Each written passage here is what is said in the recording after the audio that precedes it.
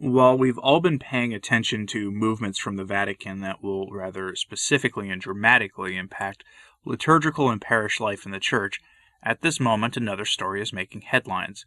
The story involving former Cardinal Becciu, the man best known widely now as the beneficiary of shady activity at the Vatican Bank. Nothing spectacular there, really, and it's been adequately talked about by others in our circles, at least when it comes to what the institution is, who Becciu is, and the latest details. And I've covered Becciu extensively in the past, and instead of rehashing all that, I wanted to focus on something else when I talk about him. The smoke and mirrors that we're seeing here. Since this story initially broke a year ago or more, we've had a lot of words from Francis about cleaning things up, and some action that was taken that might make an impact. And I say might because that institution has been in the news almost constantly since the 1960s, which I've touched on before. But looming over this story are the shadows of Archbishop Vigano, the retired Cardinal Bertone, and Our Lady of Fatima, which I know sounds like it came out of left field. So let's talk about this story from an angle that no one else seems to be addressing, because we've got an interesting one on our hands here. Our story comes from a mysterious figure named Monsignor X.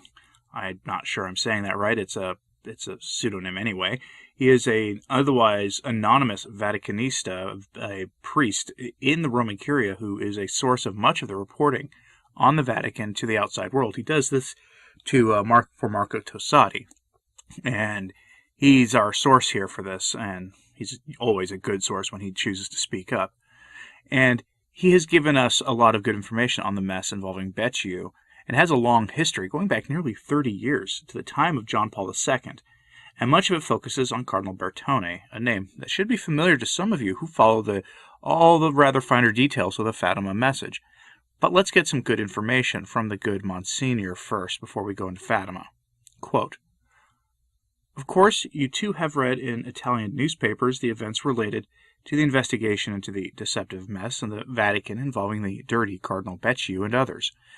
As you well know, I have always followed what happens in the Vatican, but above all with great attention to what has happened since 2005 with the ascendancy of Benedict XVI for several reasons, but specifically for the incomprehensible choice made by Benedict XVI to choose as Secretary of State a curious, untouchable character still today, Tarcisio Bertone. From 1995 to 2002 was Wojtlia's secretary to the Doctrine of the Faith, then from 2002 Archbishop of Genoa until 2006 when he was appointed Secretary of State.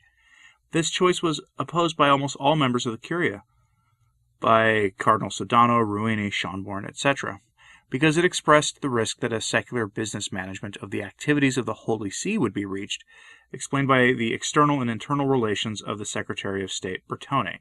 Perhaps you remember that as soon as he was appointed Secretary of State, he immediately claimed the management of secular governance relations with the Italian state, until then attributed to the chair of the Cardinal Bank, Cardinal Bagnasco. In Genoa, he had been involved, who knows why, in a business mess linked to the two research facilities of the Curia, the famous Mensa Poli, certainly acquitted because the facts does not exist. Read what happened." End quote. Some of that's hard to go into because it was Italian translated with an algorithm, but you kind of get the idea. Sodano was a key figure, or Bertone rather, was a key figure in linking the management of the Vatican, the running of the Vatican, the really nuts and bolts operations, to secular institutions across Europe. Okay, but who is Cardinal Bertone? Let's take a look at who he actually is. He is currently retired, as he's nearly 90.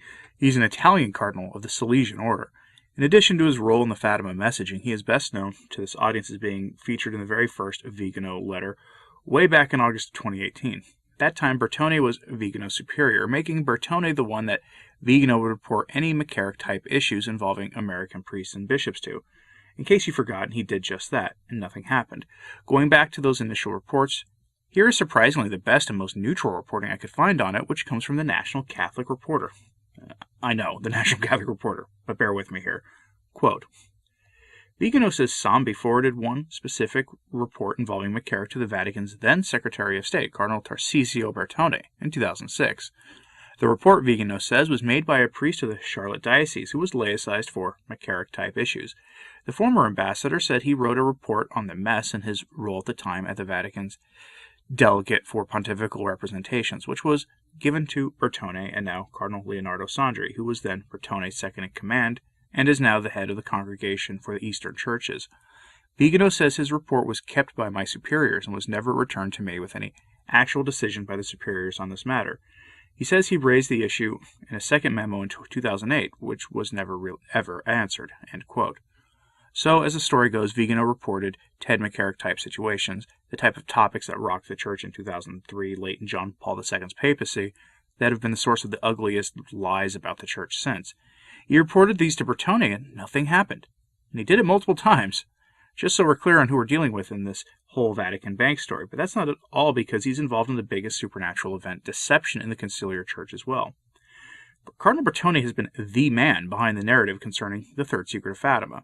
If you've seen lately otherwise good Catholics peddling the idea that the Third Secret of Fatima has been fulfilled and the consecration done, it's Cardinal Bertone that is the source of at least one version of that error. He has been the man behind keeping the veil over the Fatima message in the modern church. And I'm telling you this not really to turn this into a Third Secret of Fatima video, but rather to let you know what kind of bishop Cardinal Bertone is. He is a company man, if there ever was one. He is a staunch defender of the Novus Ordo in the Church, the reigning spirit of Vatican II, and he protects that status quo at all costs.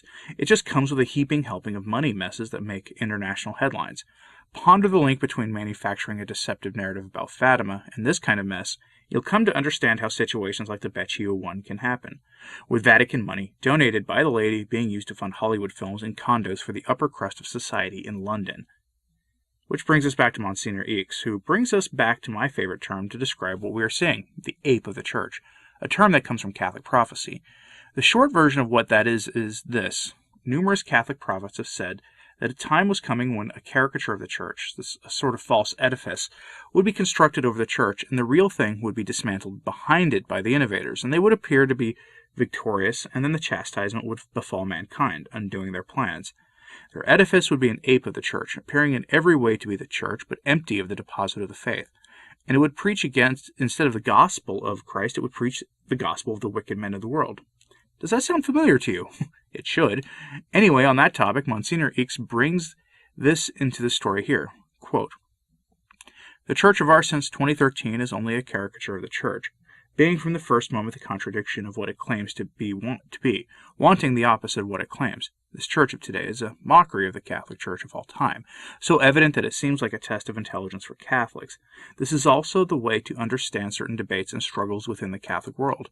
For some, accepting the new course and the new doctrine means being party to the innovations. For others, rejecting them means being disobedient, obtusely rigid, anti-pope, sedevacantists, etc. This church seems to be a comedy for those who run it, a mess for those who suffer from it. The current pontificate reminds us of the Queen or Duchess I don't remember well in the novel Alice in Wonderland. When Alice says that, perhaps there is no moral, the Duchess replies that there is a moral in everything. It is just enough to find it. That is, just invent it." End quote. And that pretty well describes what we're seeing in the church today and what we are seeing in the Becciu story as well. Becciu is being used as the sin offering to the world because I can guarantee you there is no way under the sun that Becciu was some sort of wizard mastermind at these dealings. No way whatsoever, given that these kind of issues go back to the 1970s. But Cardinal Bertone has been there this whole time, and he who was involved in the McCarrick story. Don't forget that Ted McCarrick was instrumental in establishing Peter's Pence, the second collection every summer that goes to support the work of the Pope, but has been tied directly to the Becciu story in Hollywood films and condos and other sad stories. Bertone is linked in a spider's web to various secular centers of influence in Europe of every imaginable kind, and he is the one escaping scrutiny, while Becciu takes the blame. It's all very convenient, and no, I'm not saying Becciu wasn't involved at all. He almost certainly was, but Cardinal Bertone is escaping scrutiny, and that's par for the course in the papacy of the great reformer, at least sort of. While there's nothing formal going on in this whole process involving Cardinal Bertone, the secular reporting outfits are now bringing his name into it, including the Washington Post. Maybe there's really nothing happening on that front, but if I were in his position, I'd be getting a little nervous. Bertone was looked at for similar stories back in 2016, and nothing much came of it at that time, but his name is inseparably linked to Becciu's, and that is partially thanks to Archbishop Vigano linking him to Ted McCarrick, which connects him to Peter's Pence. It's all one big interconnected web of muck that would only be fit for a Hollywood drama, but is sadly the reality that we're living in. So what do you think about this? Is this going to stop with Cardinal Becciu? Will the 87-year-old Bertone escape earthly scrutiny given his age? Is this all theater, like with Cardinal Reinhard Marx? Let me know your thoughts in the comments, please, and like, subscribe, and hit that bell if you haven't so you don't miss a beat. What I try to do here is, put together things that you might not be seeing that others haven't put together either. And the summer isn't over yet, and there will be more big stories to come. You can be sure of that. As always, pray for the church. I'm Anthony Stine. Ave Maria.